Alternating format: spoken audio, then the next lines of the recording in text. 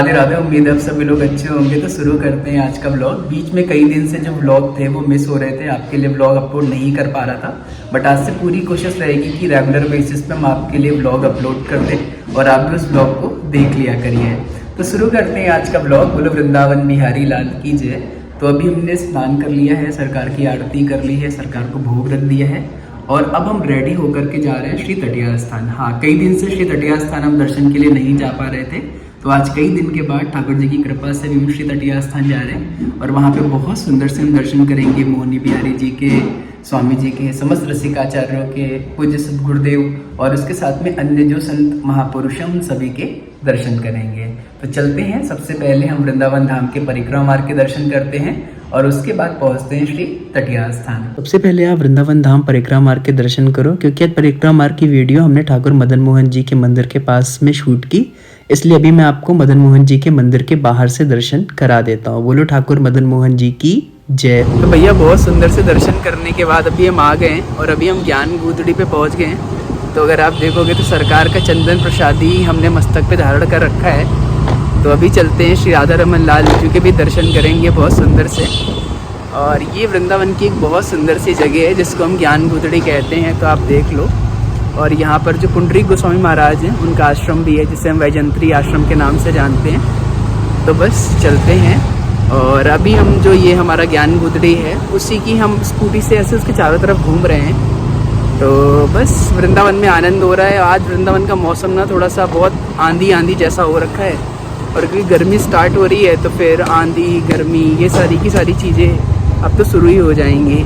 तो चलते हैं सीधे राधा रमन लाल जी के मंदिर और दर्शन करते हैं। सीधे जाना तो हमें राधा रमन जी के मंदिर था, लेकिन हमने सोचा गोपेश्वर महादेव जी के दर्शन कर लेते हैं, क्योंकि बहुत दिन से गोपेश्वर महादेव जी के दर्शन मिस हो रहे थे। तो अब हम पहुंच गए गोपेश्वर महादेव जी के दर्शन के लिए और बहुत सुंदर हमें दर्शन हुए गोपेश्वर महादेव के। हमने सरकार के दर्शन किए, सरकार को हमने जल भी चढ़ाया और दर्शन करने के बाद हमने अन्नपूर्णा मैया के भी बहुत सुंदर से, बहुत प्यारे से दर्शन किए। फिर हम बाहर आ गए और एक मिठाई की दुकान पर एक भैया से लेने लगे हलवा। उस टाइम भैया ने कहा तुम्हें थोड़ी कढ़ाई चलानी पड़ेगी, तो हम कढ़ाई चलाने लगे। फिर हमने देखा कि इस मिठाई की दुकान पे बढ़िया सा हलवा बना हुआ है, तो हमने सोचा क्यों ना सुबह सुबह की शुरुआत हलवे से करते हैं। तो हमने हलवा लिया और बढ़िया चक होके पाया। फिर हम पहुंच गए श्री राधा रमन लाल जी के मंदिर।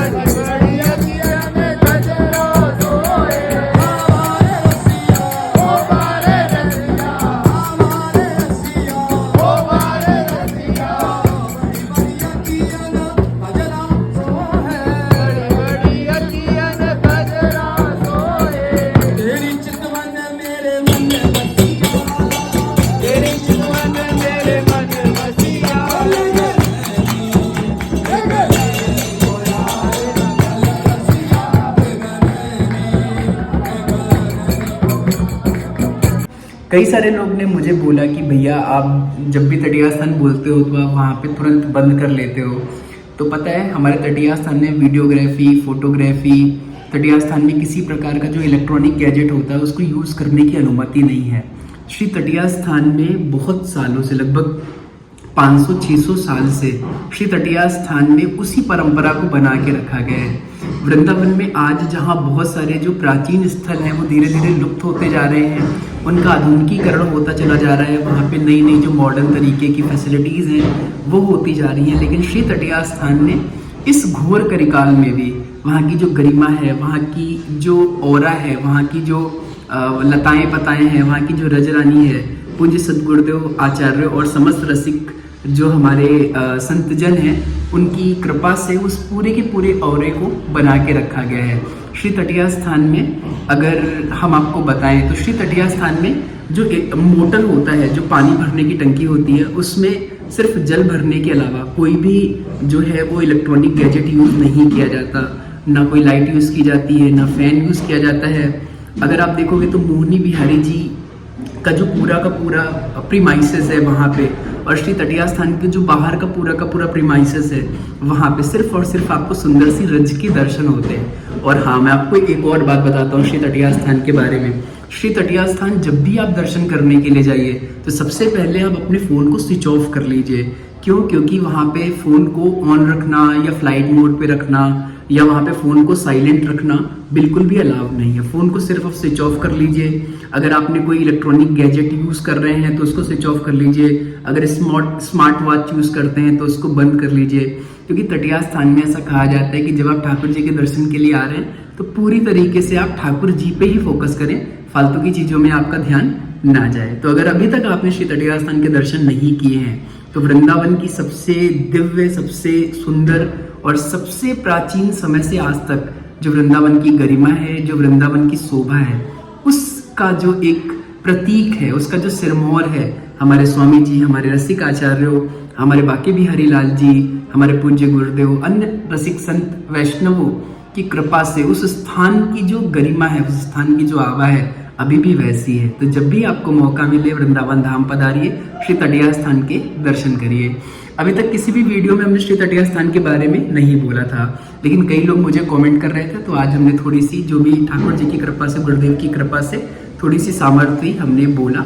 और एक चीज़ और मैं आपको बता देता हूँ, श्री तटीय स्थान में वीडियोग्राफी वगैरह बंद है, सारी की सारी चीज़ें, इसीलिए मैं पहले से ही जो फ़ोन है वो अपना स्विच ऑफ कर लेता हूँ। तो बोलो होरी के रसिया की जय, बोलो वृंदावन बिहारी लाल की जय, श्री कुंज बिहारी श्री अरदास।